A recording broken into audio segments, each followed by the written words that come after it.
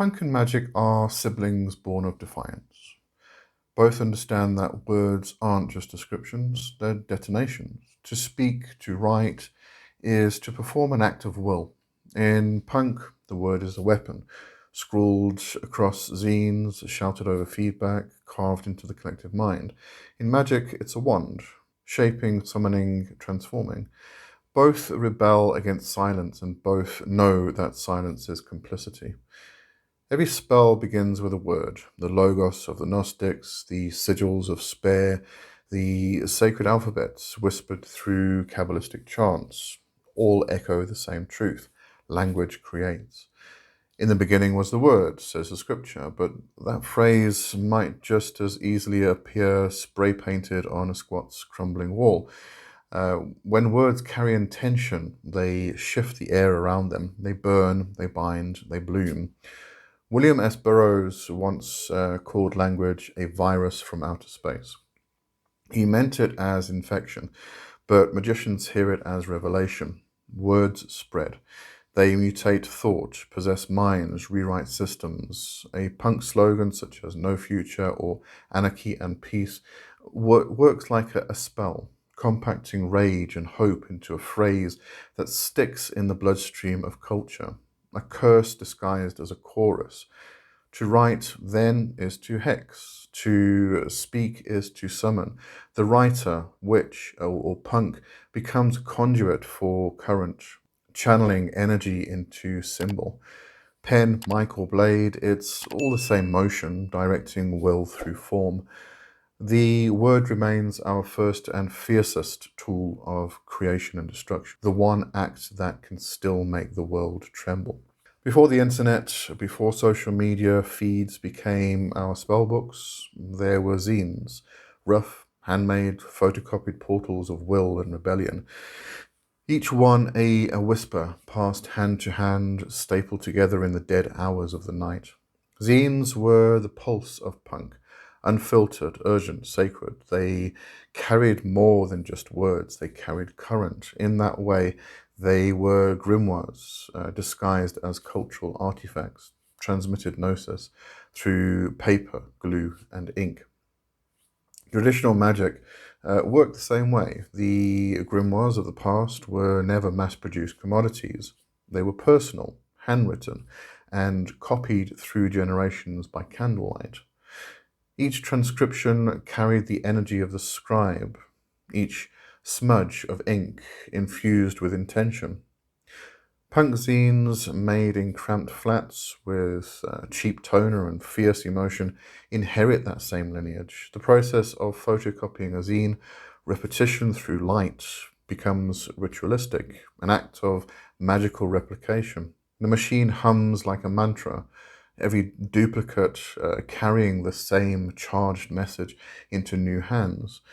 The zine is a talisman of defiance. Its power doesn't come from perfection, but from presence. Misspelled words, crooked pages, and rough edges aren't flaws. They're signatures of authenticity, proof that the message bled through real hands. Like a spell circle chalked onto stone, the imperfection completes the ritual. In Punk Magick, the zine is both sigil and scripture, a tool to spread ideas that can't be contained by institutions or algorithms. When you hold one, you hold a piece of raw will. You hold a handmade spell meant to awaken, unsettle, or inspire. It's magic in its most archaic form, unpolished, unlicensed, and definitely unstoppable. Every movement needs its symbols. Punk just happened to carve them into the collective psyche with razor blades and spray cans. The Anarchy A, the safety pin, the skull. These are modern sigils, condensed bursts of meaning charged through repetition and emotion. They work exactly as magical symbols do. They bypass logic and strike straight at the subconscious. You don't read them, you feel them. Austin Osman Spare taught that a sigil is a desire reduced to its essence, letters fused, meaning stripped away, then charged with emotion and forgotten. In punk, slogans and symbols operate on the same current. No future, anarchy and peace, punk's not dead. Each phrase becomes a psychic glyph, a distillation of collective will. They spread like enchantments, painted across jackets and album covers, infecting minds with an idea that can't be erased. Graffiti, too, is spellcraft, the claiming of space through word and image. To write on a wall is to declare dominion over it, to disrupt the sanctioned order with one's own sigil. Every tag is a declaration. I exist. I have power. You cannot ignore me. That's magic in its purest form, altering perception, bending social space through mark making. Punk understood instinctively what occultists knew for centuries. Symbols rule reality. When a culture exists to repeat a phrase or image, it becomes a current.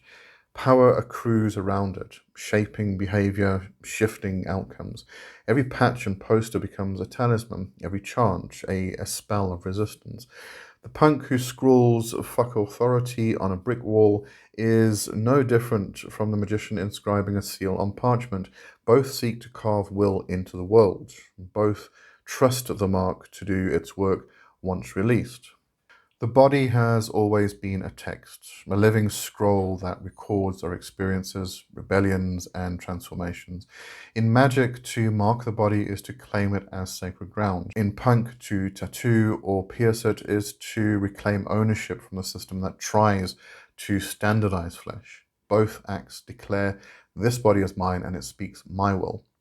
Tattoos are sigils written in blood and ink. Each line carries an intention, each design a spell made permanent through pain. The process itself mirrors ritual. There's the offering of blood, the invocation of symbol, and the sealing of energy beneath skin. Traditional cultures understood this instinctively, that marking the body meant anchoring power. Punk inherits this lineage unconsciously, transforming rebellion into rite. The DIY tattoo etched in a flat at 2 a.m. is not just aesthetic, it's a statement of sovereignty and sacrifice. Pain consecrates, it draws attention inward, crystallizing awareness. Every needle strike is a heartbeat in ritual rhythm. The body becomes the altar and the tattoo machine the wand. When healed, the mark endures, a talisman made of flesh, a living reminder of who you chose to become. Scars, too, carry their own kind of magic. Not all are chosen, but all speak. In chaos magic, the self is the primary sigil, shaped through experience and will. In punk, the scar is proof of survival, that you lived through fire and refused to hide the evidence. Every tattooed word, every pierced ritual of defiance transforms the body into a grimoire, the flesh recording the story that the soul insists on telling. Long before printing presses and photocopiers, magicians knew that to write something down was to trap a spirit in symbol. Every letter, every curve of ink was a container for power. In the grimoires, sacred names weren't decorative, they were engines of will. To inscribe the name of an angel, demon, or god was to make contact with that force. The written word was not passive, it was a summoning. Across traditions, this truth repeats. The Hebrew mystics believed the world was spoken into being through the Logos, divine vibration encoded in language. In Egyptian magic, hieroglyphs were not just writing but living symbols, each carrying a pulse of the god it described. The Norse carved runes into wood and bone to bind intention into matter. The power lay not in meaning alone, but in form, in the way shape, sound, and will converge. Writing is geometry with spirit inside it. Even the simplest of spells relies on inscription. To write a curse, to pen a name, to draw a sigil, these are acts of binding. The magician externalizes thought, fixing it in physical form so it can act independently. The punk zinester, the graffiti artist, the poet on the edge of sanity, they do the same. They externalize the inner current, they make it real. Words endure where flesh and bone decay. Once written, they travel, copied, shared, whispered, printed. They become vessels for thought forms, ghosts moving through time. When you write, You call something into being that can outlive you. That's the real immortality, not in temples or tombs, but in ink. Every written word is a spirit-given form, and once released, it never truly dies. The photocopier has become the altar of the new age. Once it was the hum of a toner and glass. Now it's the glow of the screen and the scroll of code. The medium has changed, but the spell remains the same. We write to manifest, to connect, to infect. In the age of technomancy, every keystroke is incantation, every post an offering. Digital writing is the new sigil work. A meme carries will disguised as humor. A hashtag becomes a mantra, repeated across millions of minds. Each repetition strengthens the current. A viral phrase moves through the collective like a servitor, reshaping culture through algorithms instead of spirits. Chaos magicians used photocopiers. Today, we use servers. The network is the new temple, and the code is the new script of summoning.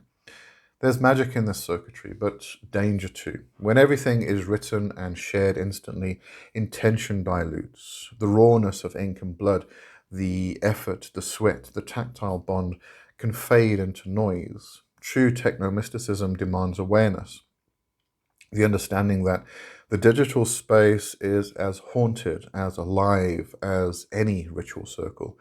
To post is to cast, to share is to summon, to go viral is to possess. Yet there's liberation in it too. The same DIY spirit that birthed zines thrives in PDFs, blogs, and underground servers. The tools have changed, but the current remains wild. Punk magicians now inscribe their sigils in pixels, hex through hyperlinks, and anchor intention in binary form. The screen glows like a scrying mirror. The cursor blinks like a heartbeat. Ink, blood, toner, code, all channels of will. The medium doesn't matter. What matters is charge, intent, and the refusal to stay silent in a world trying to automate the soul. Writing is not a metaphor for magic, it is magic. The act of translating thought into symbol, of bringing the invisible into the visible, is the essence of every spell. Each time pen meets page or fingers strike keys, we're performing a small invocation. We open the gate between inner and outer worlds, allowing what lives in the imagination to find form in matter. That's ritual, not robes and candles, but focus, rhythm, and will. Every writer knows the trance, the moment when words begin to flow faster than thought, when time dissolves and something else takes over. In magic, that's gnosis, the state where the conscious mind steps aside and the current speaks through you. The best writing, like most potent ritual, happens when you stop trying to control it. You become the vessel. The ink writes you. The ritual of writing follows its own structure. The preparation of space, the desk, the candle, the playlist, the invocation, where we have the first word, the opening line, the raising of power, where we have momentum of the paragraph, and the climax, which is the revelation, and the grounding, which is the closing phrase. It's ceremony disguised as creativity. The page is the altar, the words the offerings, the silence before and after the spell, the sacred pause. Punk Magick doesn't demand you to be poetic or polished. It asks that you be true. Write as a declaration, as defiance, as devotion. Scrawl it on walls, type it into the void, tattoo it across your own skin if you must, but write. Every word birthed with intention feeds the current that connects rebellion and enchantment. Because when you write, you're not just recording reality, you're rewriting it. You're casting yourself into the world, one letter at a time. In the end, everything returns to language, to the word, the mark, the sound that cuts through silence. Punk and Magick both know that the word isn't decoration, it's revolution.